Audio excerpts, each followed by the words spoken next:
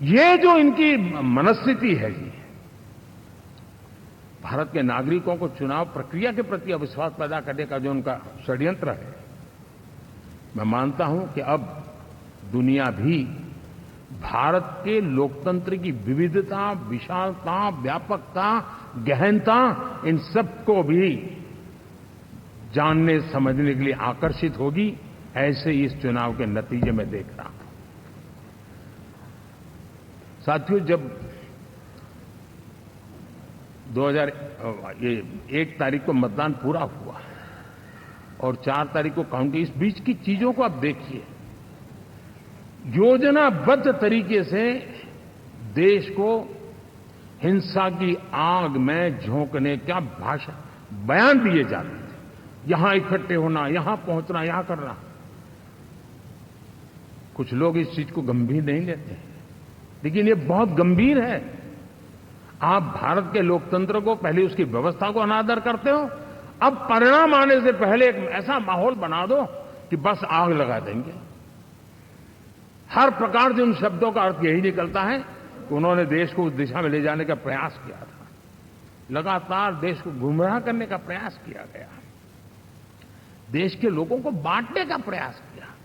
अरे, चुनाव एक ऐसा लोकोत्सव होता है कि ज्यादा से ज्यादा लोगों को हम जोड़े, तोड़ने के लिए नहीं होता है। लेकिन हर प्रकार से कोशिश यही की गई है। साथियों, मैं मानता हूं कि 2024 के लोकसभा के चुनाव के जो नतीजे हैं, हर पैरामीटर से देखेंगे, दुनिया ये मानती है और मानेगी कि ये एनडीए का महाविजय है।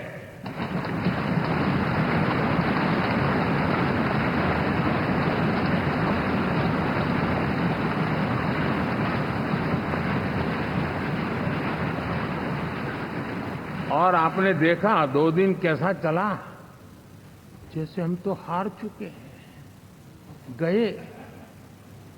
सब चारों तरफ यही दिखता था,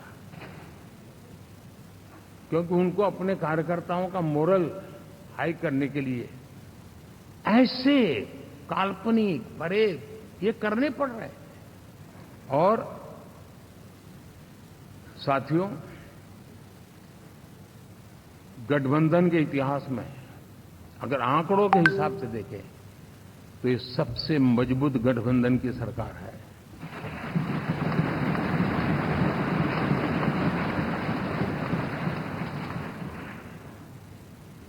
लेकिन कोशिश ये की गई कि इस विजय को स्वीकार न करना, उसको पराजय के छाया में डुबो कर रखना। लेकिन उसकी ऐसी चीजों की बाल मृत्यु हो जाती है, और हो भी गई। लेकिन देशवासी जानते हैं कि न हम हारे थे, न हम हारे हैं।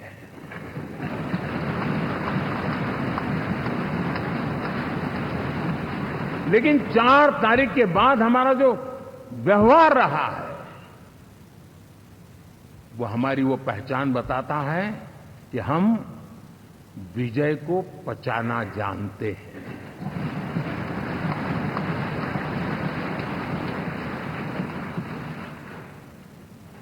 हमारे संस्कार ऐसे हैं कि विजय की गोद में उन्माद पैदा नहीं होता है, और न ही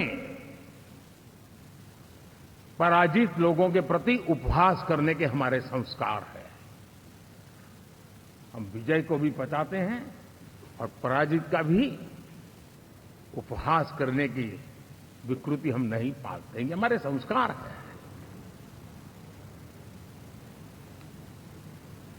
अब किसी भी बालक को पूछो कि भाई लोकसभा के चुनाव के पहले सरकार किसकी थी, तो कहेगा एनडीए। 24 के नतीजों के बाद सरकार किसकी बनी, एनडीए। फिर हारे कहां से भाई? पहले भी एनडीए थी, आज भी एनडीए और कल भी एनडीए है।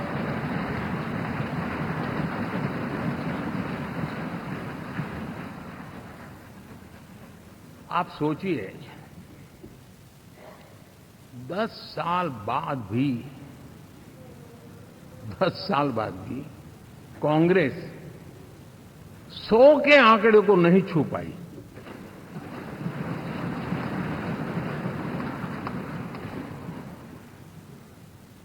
और अगर मैं 14, 19 और 24 तीन चुनावों को जोड़ करके कहूं, कांग्रेस के 3 चुनाव जोड़ूं, तो इन 3 चुनावों में जितनी सीटें मिली है उससे ज्यादा हमें इस चुनाव में मिली है।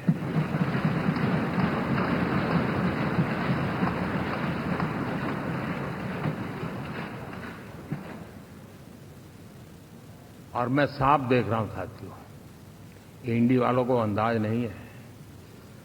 वे धीरे धीरे पहले तो डूब रहे थे, अब तेज गति से ये गर्त में जाने वाले हैं।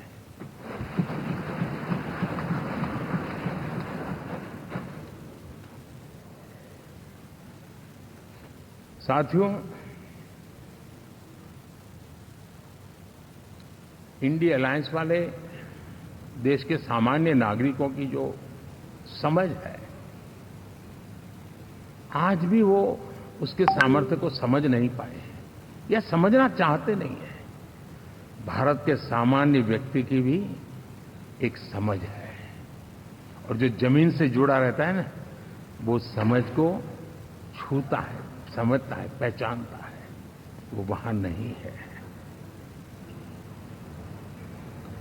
साथियों, इन लोगों का जो व्यवहार रहा है 4 तारीख के बाद, मैं आशा करता था कि वे लोकतंत्र का सम्मान करेंगे, लेकिन उनके व्यवहार से लगता है कि शायद उनमें ये संस्कार आए, इसके लिए हमें और इंतजार करना पड़ेगा।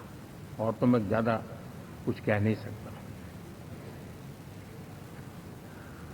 और ये वो लोग हैं जो खुद की पार्टी के पीएम का अपमान करते हैं, उसके निर्णयों को फाड़ देते थे।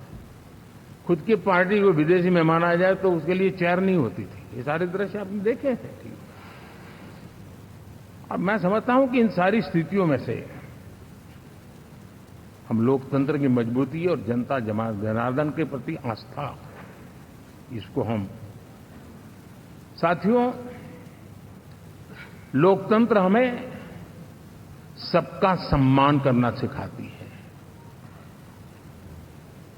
विपक्ष में भी जो सांसद जीत करके आए हैं, मैं उनको भी बधाई देता हूं।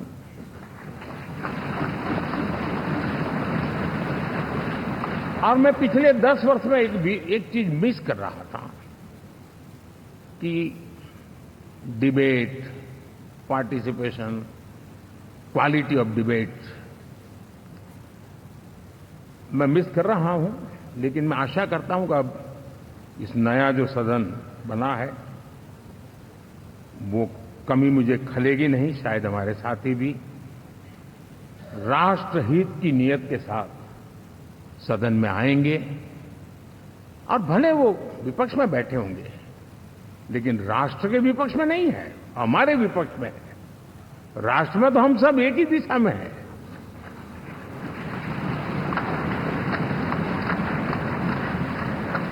राष्ट्र में हमारा कोई पक्ष विपक्ष नहीं है। राष्ट्र में तो हम 140 करोड़ है। और मैं आशा करता हूं कि वो राष्ट्रहित की भावना को लेकर के सदन में आएंगे और सदन को समृद्धि देने में वे कुछ न कुछ योगदान करेंगे। साथियों, 24 का जनादेश एक बात को बार बार मजबूती दे रहा है, बार बार मजबूती दे रहा है कि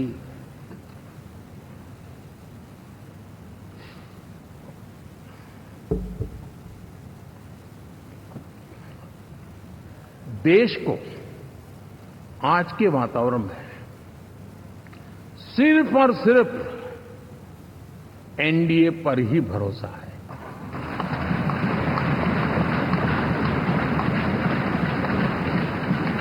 और जब इतना अटूट विश्वास है, इतना भरोसा है, तो स्वाभाविक है देश की अपेक्षाएं भी बढ़ेगी।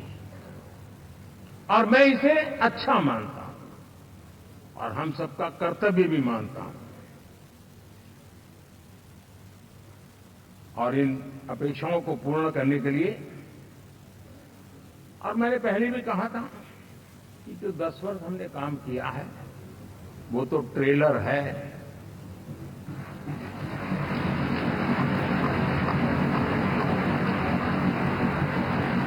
और वो मेरा चुनावी वाकया नहीं था, ये मेरा कमिटमेंट है। हमें और तेजी से, और विस्तार से, और तेज गति से देश के आकांक्षाओं को पूर्ण करने में रत्ती भर भी विलंब नहीं करना है।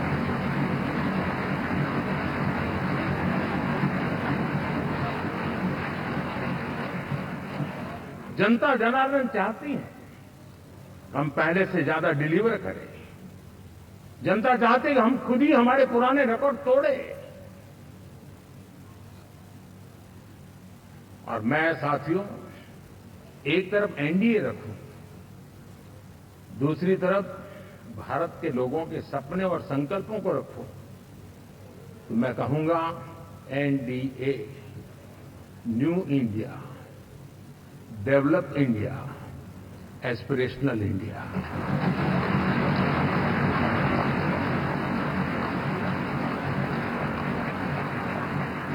और इसी सपने और संकल्पों को पूरा करना, ये हम सबका संकल्प भी है, कमिटमेंट भी है, और हमारे पास रोड मैप भी है।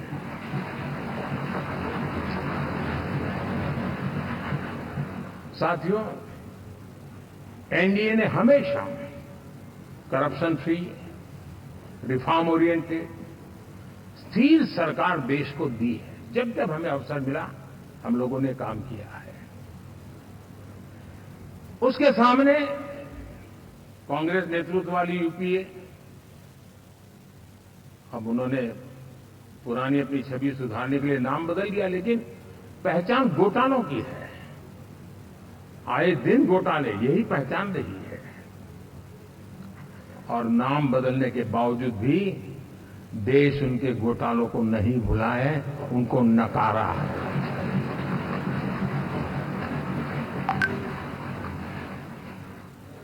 और मैं कह सकता हूं साथियों, इंडी अलायंस वालों ने एक व्यक्ति का अपोज करने के वन पॉइंट एजेंडा के कारण देश की जनता ने उनको ही ऑपोजिशन में बिठा दिया है।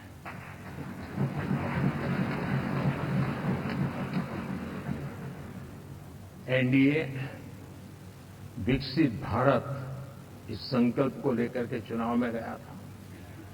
देश के लिए सकारात्मक सोच को लेकर के गया था। देश की युवा शक्ति के सामर्थ्य को समझ करके नए अवसरों को लेकर के देश को आगे बढ़ने की बात लेकर के गया था। जबकि हमारे सामने जो लोग थे वो भ्रम फैलाना, झूठ फैलाना, यही गुमराह करने वाले काम यही करते रहे थे। अब एनडीए और उनका देखें, इवन नामांकन में जाएंगे तो भी आपको देखेगा उनका चुनाव प्रचार, उनका नामांकन, हम लोगों का एक एक दृश्य देख लीजिए और उनका एक एक दृश्य देखिए, कितना बड़ा अंतर है। हर चीज में उनका कैरेक्टर दिखाई देता है। और क्या रहा, फोटो ऑप के लिए तो उन्होंने अलायंस घोषित कर दिया, लेकिन कितने ही राज्यों में वो आपस में लड़ते रहे हैं, चुनावी जंग में एक दूसरे की पीठ पे छुरा भोंकते रहे हैं। कभी उन्होंने कहा कि ये तो हमारा वैचारिक अलायंस है, वो भाई विचार लेवल पर ठीक है, बाकी नीचे तो हमारा अपना हम तैयार करेंगे। और अब फिर उन्होंने कहा कि भाई हम तो सीट के आधार पर अलायंस करेंगे, टोटल न भी करें, ये भी खेल खेला। और अभी अभी तो चुनाव पूरा शुरू कर दिया कि ये तो हमारा अलायंस लोकसभा के चुनाव के लिए ही था, बाद में नहीं है, ये भी शुरू कर दिया। यानी मैंने बहुत पहले कहा था कि आप देख लेना 4 जून के बाद बिखराव शुरू हो जाएगा और वो शुरू हो चुका है। इसका मतलब ये हुआ कि वो सिर्फ और सिर्फ सत्ता सुख के लिए एक दूसरे का साथ देने की कोशिश करते थे, लेकिन उनमें उनका अगर स्वार्थ निश्चित होता तो साथ देना, वरना नहीं देना, ये कैरेक्टर था। साथियों, ये लोग कितने ही बड़े झूठे बोलते रहे हैं। और आप देखिए, चुनाव के समय उन्होंने देश के सामान्य नागरिक को गुमराह करने के लिए जो पर्चियां बांटी कि ये देंगे और वो देंगे और कितना देंगे, फलाना देंगे। 2 दिन से मैं देख रहा हूं कि कांग्रेस के दफ्तरों पर लोग कतार लगा के खड़े हैं कि ये पर्ची है, 1 लाख रुपया कहां है, लाओ भाई, मांग रहे लोग। यानी आपने जनता जनार्दन की आंखों में कैसा उनको भ्रमित किया, कैसी आंख में धूल झोंक दी कि वो बेचारा सामान्य नागरिक मान के चलता था, हाँ भाई 4 दिन के बाद रुपया मिल जाएगा, इसलिए वो जाके खड़ा रह गया। और अब उसको धक्का मारा जा रहा है, डंडे मारे जा रहे हैं, वहां से निकाला जा रहा है। अब इस प्रकार का चुनाव, ये अपने आप में देश के गरीबों का अपमान है, हमारे देश के सामान्य नागरिकों का अपमान है। और कभी भी देश ऐसी हरकतों को न भूलता है, न ही कभी माफ किए बिना माफ कभी करता है।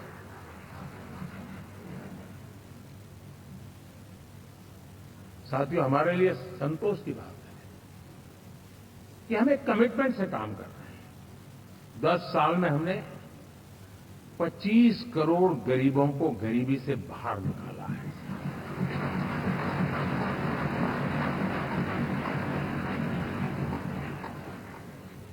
गरीब कल्याण का एक सुरक्षित मजबूत कवच दिया है हमने उसको, और उसके अंदर भी एक नए एस्पिरेशंस पैदा हुए हैं कि हां, अब मुझे गरीब नहीं रहना है, और उसके लिए मुझसे जो हो सके मैं हर अवसर का फायदा उठाऊंगा। 3 करोड़ गरीबों को घर, ये ऐसे कहने का आंकड़ा नहीं है जी, कितनी मेहनत पड़ती है मुझे मालूम है, लेकिन हम सफलतापूर्वक इसको कर पाए हैं। 4 करोड़ लोगों को दे चुके हैं, 3 करोड़ का हम संकल्प लेकर के आज से आगे बढ़ेंगे। यानी ये भी हिम्मत है कि 4 करोड़ देने के बाद जिन परिवारों का विस्तार हुआ है, जरूरत पड़ी है, और राज्यों की भी उसमें इच्छा है, 3 करोड़ नए घर बनाने का संकल्प। 70 वर्ष की आयु से ऊपर के व्यक्तियों को, नागरिकों को 5 लाख रुपए तक इलाज के लिए मुफ्त इलाज की व्यवस्था है। मुद्रा योजना के तहत हमारे नौजवानों को कारोबार के लिए 20 लाख तक की उनकी बैंक से उनको लोन मिले, इसकी व्यवस्था। ये मैं समझता हूं कि वायदा हमारे तीसरे कार्यकाल की एक गारंटियां, सब मैं अभी बताता नहीं हूं, लेकिन इन गारंटियों के प्रति हम कमिटेड हैं और उसे पूर्ण करने के लिए हम कोई कमी नहीं रखेंगे। साथियों, गरीब का सशक्तिकरण और मिडिल क्लास को सुविधा, ये हमारी प्राथमिकता है, क्योंकि मध्यम वर्ग अब इस देश का एक बहुत बड़ा चालक वर्ग है।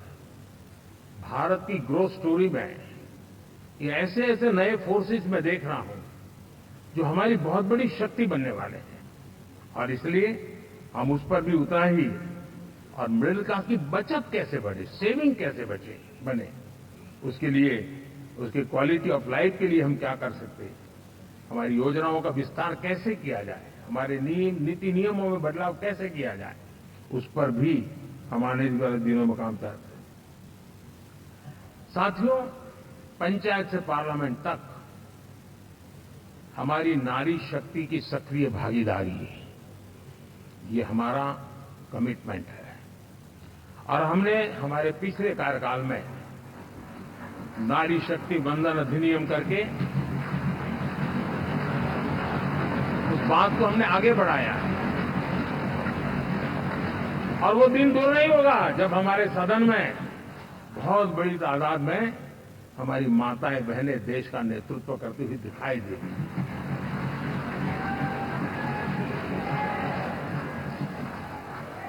इस पूरे चुनाव में हम सबसे ज्यादा महिला उम्मीदवारों को टिकट देने वाली पार्टी रहे हैं। ये हमारा कमिटमेंट है। हमारी महिला सांसदों को जो आशीर्वाद देश की जनता ने दिया है, मैं इसके लिए विशेष रूप से उनका आभार व्यक्त करना चाहता हूं। और साथियों, आपने देखा होगा G20 समिट में दुनिया के सामने एक विषय लेकर के हम बड़े आग्रह से गए हैं, और वो है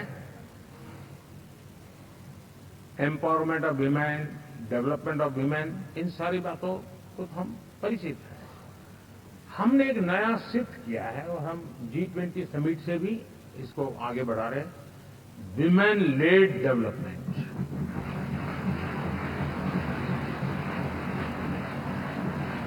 एक बार हमारा इस प्रकार का कमिटमेंट बनता है तो परिवर्तन बिल्कुल साफ नजर आता है। साथियों, एनडीए का ये कार्यकाल बड़े फैसलों का है, तेज विकास का है, और अब हम समय गंवाना नहीं चाहते कि हम 5 नंबर की इकोनॉमी से 3 नंबर की इकोनॉमी पर पहुंचे।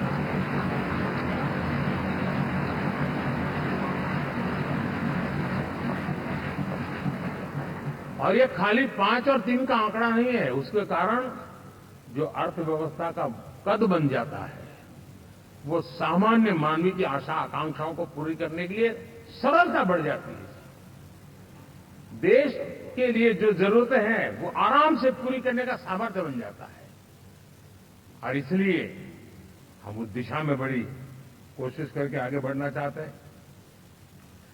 राज्यों का सहयोग भी उसमें उतना ही महत्वपूर्ण है, और भारत के संविधान ने हमें जिस प्रकार का दिशा निर्देश किया है कोऑपरेटिव फेडरलिज्म का, लेकिन मैंने उसमें आग्रह रखा है कॉम्पिटिटिव कोऑपरेटिव फेडरलिज्म। हमारे राज्यों के बीच में भी तंदुरुस्त स्पर्धा हो, राज्य और केंद्र के बीच में भी तंदुरुस्त स्पर्धा हो, हम अच्छा करने की स्पर्धा करें, और उस दिशा में हम आगे बढ़ना चाहते हैं। और हमने देखा है कि जब मैं कॉम्पिटिटिव कोऑपरेटिव फेडरलिज्म की बात करता हूं, आपने देखा G20 समिट हम एक जगह पे कर सकते थे, हम भी मालाएं पहन करके फोटो निकलवा सकते थे, लेकिन हिंदुस्तान के अनेक शहरों में 200 से ज्यादा मीटिंगें हुई, और दुनिया भर के नीति निर्धारक जो गए G20 देशों के और बाकी भी 5-7 देशों के, वो हिंदुस्तान के कोने कोने में गए, उनके देशों में जाकर के भारत की विविधता, भारत की विशालता, इसकी चर्चा कर रहे हैं। उनके लिए आश्चर्य है, हमने तो दिल्ली आकर के वापिस जाते थे, पता ही नहीं था कि देश इतना बड़ा है। ये अपनी एक ताकत का परिचय हुआ है। हमने कोविड में देखा, राज्यों के साथ कोऑपरेशन के साथ हमने जिस प्रकार से लड़ाई लड़ी, और एक सूत्र में रहकर के लड़े, दल किसी का भी हो सरकार में, लेकिन हमने इस काम को किया क्योंकि हमारा कोऑपरेटिव फेडरलिज्म के प्रति कमिटमेंट है। एस्पिरेशनल डिस्ट्रिक्ट एक ऐसा मॉडल है गवर्नेंस का जिसमें राज्य भी उतना ही सक्रियता से हमारे साथ जुड़े हुए हैं, और दुनिया के लिए जो डेवलपिंग कंट्रीज हैं उनके लिए गवर्नेंस का एक ऐसा मॉडल प्रस्तुत हो रहा है जिसका अब तो केस स्टडी के रूप में दुनिया के अनेक यूनिवर्सिटी केस स्टडी करना शुरू की।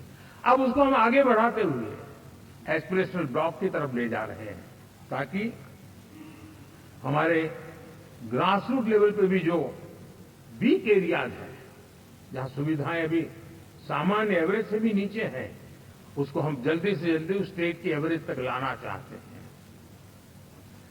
देश का रीजन, कोई भी क्षेत्र हो, सर्वांगीण विकास को लेकर हम चले।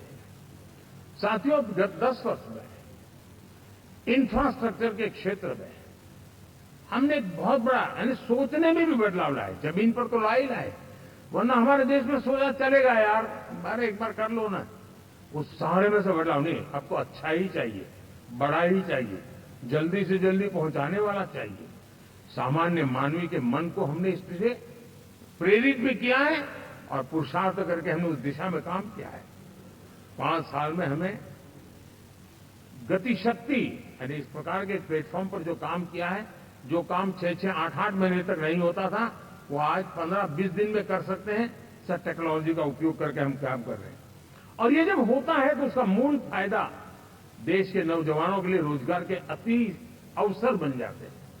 उनके लिए जीवन में सिलेक्शन के लिए बहुत बड़ा दायरा बढ़ जाता है और वो हमें साथियों आज भारत दुनिया में विश्व के लिए एक नया मैन्युफैक्चरिंग हब के रूप में उभर रहा है। और जब हम मैन्युफैक्चरिंग हब कह रहे हैं तब सिर्फ इलेक्ट्रॉनिक गुड्स या सर्विसेज की मैं बात नहीं कर रहा हूं। मैं फूड प्रोसेसिंग में भी आज दुनिया में हम बहुत तेजी से आगे बढ़ रहे हैं और वो भारत के किसानों को बहुत बड़ी ताकत देने वाला है। उसी प्रकार से स्पेस हो, आर्टिफिशियल इंटेलिजेंस हो, स्टार्टअप्स की बात हो, स्किल जॉब अपॉर्चुनिटीज की बात हो, आज भारत बहुत तेजी से आगे बढ़ रहा है, ये मेरा विश्वास है। साथियों, मुद्रा योजना, ड्रोन दीदी, विश्वकर्मा योजना, इसने भी नई संभावनाओं को जन्म दिया है। साथियों, हमारी संस्कृति, हमारी विरासत, उसके प्रति हम जितना ध्यान केंद्रित करेंगे दुनिया के लिए आकर्षण का केंद्र बनेगा और इसलिए हम उन दिशा में और मैं मानता हूं भारत के लिए टूरिज्म एक ऐसा एवेन्यू है जो गत शताब्दी में हमें कभी आज से लेकर के पीछे के 100 साल में कहूं ऐसा अवसर नहीं मिला है जैसा आने वाले 25 साल में मिलने वाला है। दुनिया भारत की तरफ मुड़ने वाली है। अब हमारा काम है हम इसके लिए आवश्यक व्यवस्थाओं को विकसित करें, हमारी विरासत के प्रति हम हमारा पर्यटन का विकास करते हुए एक विन विन सिचुएशन का हम फायदा उठाएं और उसमें बहुत अधिक निवेश की संभावनाएं मैं देखता हूं।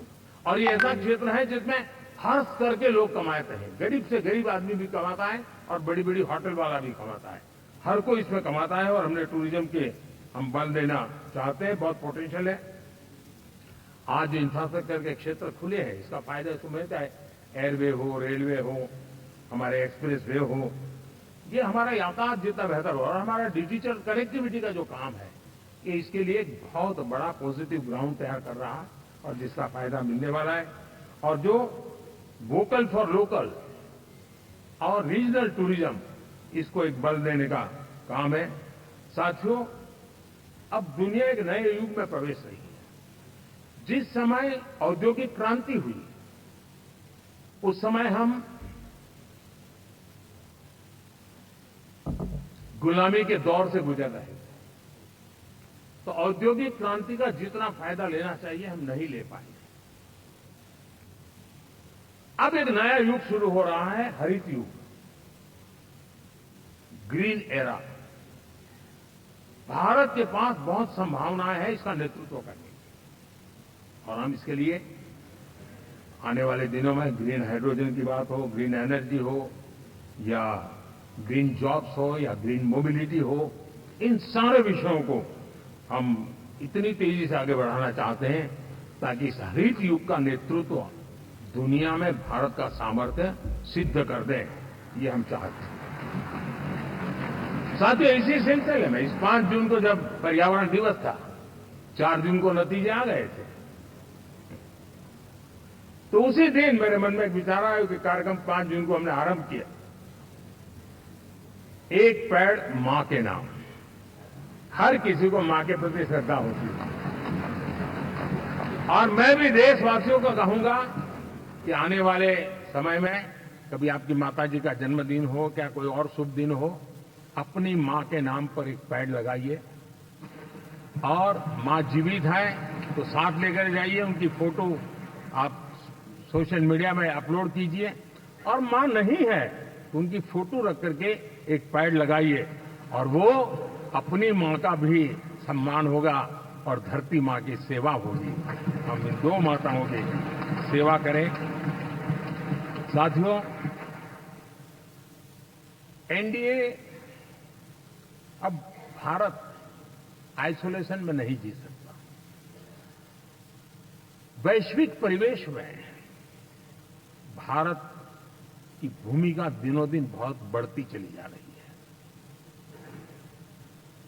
2014 में जब एनडीए की सरकार बनी, पूरे विश्व में उसी एक पल से एक नया जिज्ञासा पैदा हुई, थोड़ी आशा के संकेत उनको नजर आने लगे और फिर उस बदलाव बहुत बड़ा तेजी से आया और पिछले 10 वर्ष में भारत ने जिन कामों को बढ़ लिया है, आज भारत की छवि विश्व बंधु की बन चुकी है। दोस्तों, विश्व हमें एक बंधु के रूप में स्वीकार कर रहा है और जब दुनिया हमें विश्व बंधु के रूप में स्वीकारती है तो हमारी वैश्विक जिम्मेवारियों को भी हमने हमारे आने वाले रोड मैप में महत्व देना ही होगा। और भारत की सफल विदेश नीति ने अच्छे परिणाम भी दिए हैं।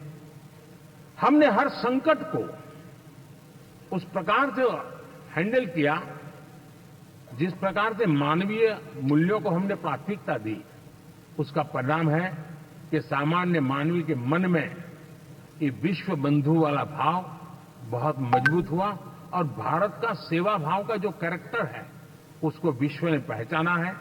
चाहे यूक्रेन का संकट हो, चाहे अफगानिस्तान का संकट हो, हर हमारे लोगों को बचाना हो, हमने किसी भी में हमने कोई कमी नहीं रखी है। और साथियों, ये क्षमता के कारण भारत में निवेश की संभावनाएं बहुत बढ़ने वाली है। मैं राज्यों से भी कहूंगा कि आप प्रगतिशील नीतियां बनाकर रेडी रहिए। विश्व आज आपके आंगन पे दरवाजे पर दस्तक दे रहा है और जो राज्य ज्यादा स्पष्ट नीतियों के साथ आएगा, जो राज्य उन कंपनियां विदेश जाने वाले लोगों को ठीक से हैंडल करेगा, उसको बेनिफिट मिलने ही वाला है। और भारत ने जो नीतियां बनाई है, भारत ने जो वातावरण बनाया है, उसका लाभ भारत के हर राज्य को मिलना चाहिए और उस दिशा में हम तेजी से काम करना चाहते हैं। साथियों, हमने G20 समिट में देखा है, दुनिया का भारत के प्रति नजरिया बदला है। जो लोग इन चीजों को माइन्यूटली देखते होंगे उनको पता होगा कि G20 एक प्रकार से कई संकटों से गुजर रहा था। उतार चढ़ाव आते रहते थे, बिखराव भी नजर आ रहा था, लेकिन भारत में G20 आने के बाद नए प्राण से भर गया है, नया सामर्थ्य आ गया है। और ये भारत की ताकत है कि उसने पूरे विश्व को जोड़ने में G20 के माध्यम से बहुत बड़ा काम किया है। और उसके इन दिनों भी जो परिणाम आए इसके बाद मेरा काफी समय विदेश के सरकारों से फोन अभिनंदन स्वीकार करने में गया और शायद 2014 में 19 में भी ऐसा अनुभव नहीं था जितना इस बार फ्लो है। दुनिया के करीब करीब, अब नाम ले, उसने भारत को शुभेच्छा व्यक्त की है या बात करने की कोशिश की है। यानी ये वैश्विक जो हमारा ताकत है उसका परिचय करवा रहा है और उसके कारण मैं मानता हूं कि विश्व में हमारा सम्मान और साथ साथ भारत में निवेश, ये दोनों संभावनाएं बढ़ रही है। साथियों, हमारे संविधान का 75वां वर्ष है। हम चाहते हैं कि संविधान हमारी संवैधानिक संस्थाओं का संरक्षण भर इसके मात्र के लिए है, ऐसा नहीं, कोई अदालत में धाराओं का उपयोग करके काम करने के लिए नहीं है। ये एक हमारी भावना है, हमारा स्पिरिट है और हमें इस 75 साल को ऐसे मनाना है ताकि हम संविधान के स्पिरिट को जन जन तक पहुंचाएं। हर जन को संविधान की जो भावना है, कर्तव्य की भावना है, अनेक बातें ऐसे बातें, उन सब प्रति समर्पण उसका बढ़े, उस दिशा में हम काम करना चाहते हैं। साथियों, छत्रपति शिवाजी महाराज के राज्याभिषेक के 350 वर्ष के उत्सव में देश आज रंगा हुआ है और हमारे लिए सबसे बड़ी प्रेरणा है क्योंकि उसमें राष्ट्र प्रथम की भावना है।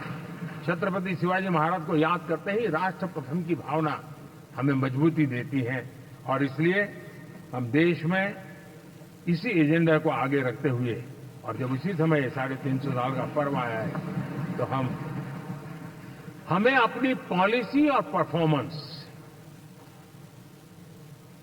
और सामान्य मानवीय का जीवन बेहतर करना, उसमें जरा भी विलंब नहीं करना है। साथियों, विकास की सारी तैयारियां, रोड मैप लेकर को हम चलेंगे ही, चल रहे हैं।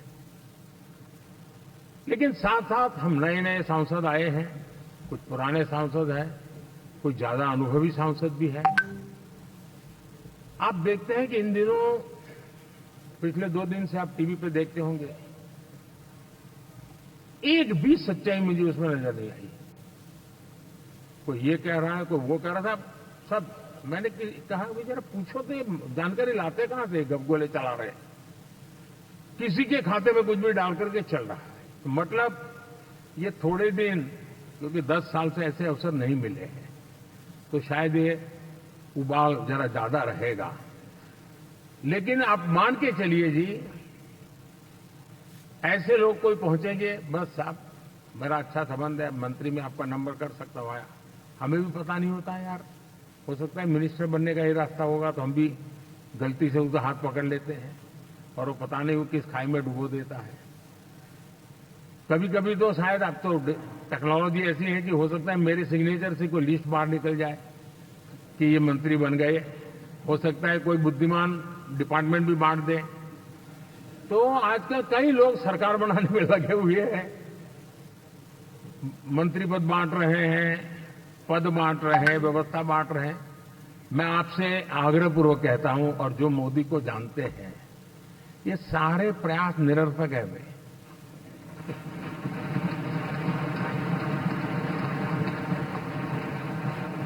आप भी किसी का फोन आ जाए तो 10 बार वेरीफाई कीजिए कि